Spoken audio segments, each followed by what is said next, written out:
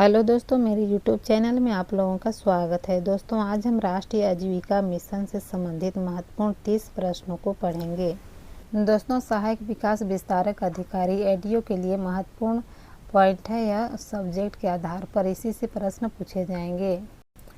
दोस्तों, इसी के साथ आज का हमारा पहला प्रश्न रहा है, राष्ट्रीय आजीविका मिशन की शुरुआत कब हुई थी? आंसर हो जाएगा 2011 में। दोस्तों, राष्ट्रीय आजीविका मिशन की शुरुआत 2011 में हुई थी।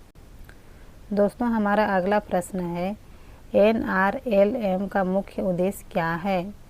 आंसर हो जाएगा गरीबी उन्मूलन। दोस्तों, हमारा अगला प्रश्न है, NRLM का नया नाम क्या है? आंसर हो जाएगा बी, DAY दीनदयाल अंत्योदय योजना।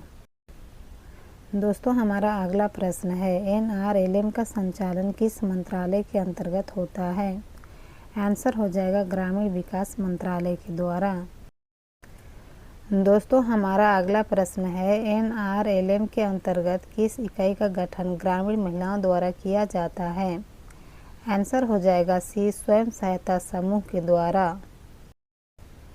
दोस्तों, हमारा अगला प्रश्न है, NRLM किस प्रकार की वित्तीय सहायता प्रदान करता है? आंसर हो जाएगा ऋण सुविधा। दोस्तों, हमारा अगला प्रश्न है, NRLM के तहत किस समूह को प्राथमिकता दी जाती है? आंसर हो जाएगा महिला SHG को। दोस्तों, हमारा अगला प्रश्न है, NRLM में सब्सिडी बिल्डिंग का क्या अर्थ है? आंसर हो जाएगा कौशल विकास। दोस्तों, हमारा अगला प्रश्न है, NRLM का उद्देश्य है ग्रामीण गरीबों की वृद्धि करना। आंसर हो जाएगा आमदनी। दोस्तों, हमारा अगला प्रश्न है, NRLM के अंतर्गत महिलाओं को किस प्रकार की सहायता मिलती है? आंसर हो जाएगा बी, बैंक लोन और प्रशिक्षण दिया जाता है। दोस्तों, हमारा अगला प्रश्न है, NRLM के अंतर्गत कौन सी संस्था का मुख्य भागीदार है? आंसर हो जाएगा सी। दोस्तों, हमारा अगला प्रश्न है, ग्राम संगठन किस योजना से संबंधित है? आंसर हो जाएगा DAY-NRLM। दोस्तों, हमारा अगला प्रश्न है, NRLM का प्रमुख कार्य कौन सा है? आंसर हो जाएगा बी, ग्रामीण गरीबों को SHG से जोड़ना। दोस्तों, हमारा अगला प्रश्न है, SHG की निगरानी कौन करता है? आंसर हो जाएगा ग्राम संगठन। दोस्तों, SHG का निगरानी ग्राम संगठन करता है। दोस्तों, हमारा अगला प्रश्न है, किस योजना के अंतर्गत आजीविका मिशन को जोड़ा गया है? आंसर हो जाएगा स्वर्ण जयंती ग्राम स्वरोजगार योजना के तहत। दोस्तों, हमारा अगला प्रश्न है, NRLM के अंतर्गत एक SHG में न्यूनतम कितने सदस्य होते हैं? आंसर हो जाएगा 10। दोस्तों, हमारा अगला प्रश्न है, CLF का क्या अर्थ है? आंसर हो जाएगा बी। दोस्तों, हमारा अगला प्रश्न है, NRLM योजना में किसे रिसोर्स पर्सन कहा जाता है? आंसर हो जाएगा प्रशिक्षित SHG का सदस्य को।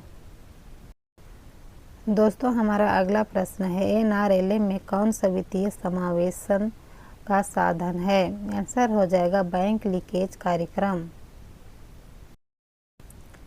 दोस्तों, हमारा अगला प्रश्न है, DAY-NRLM किस वर्ष से पूर्ण रूप से लागू हुआ है? आंसर हो जाएगा डी, 2014 से। दोस्तों, हमारा अगला प्रश्न है, NRLM में किस एजेंसी से लोन प्राप्त होता है? आंसर हो जाएगा बैंक से। दोस्तों, हमारा अगला प्रश्न है, NRLM में कौन सी गतिविधि नहीं आती है? आंसर हो जाएगा डी, चुनाव प्रचार। दोस्तों, NRLM में चुनाव प्रचार गतिविधि नहीं आती है। दोस्तों, हमारा अगला प्रश्न है, आजीविका ग्रामीण एक्सप्रेस योजना किस योजना का हिस्सा है? आंसर हो जाएगा NRLM की हिस्सा है। दोस्तों, हमारा अगला प्रश्न रहा है, कौन सी इकाई NRLM को जिला स्तर पर लागू करती है? आंसर हो जाएगा ए, DMMU direct mission management unit. दोस्तों हमारा अगला प्रश्न है NRLM में SHG को दिए जाने वाले अनुदान को क्या कहते हैं? आंसर हो जाएगा बी रिवॉल्विंग फंड। दोस्तों हमारा अगला प्रश्न है NRLM में किसके माध्यम में कौशल विकास होता है? आंसर हो जाएगा ए।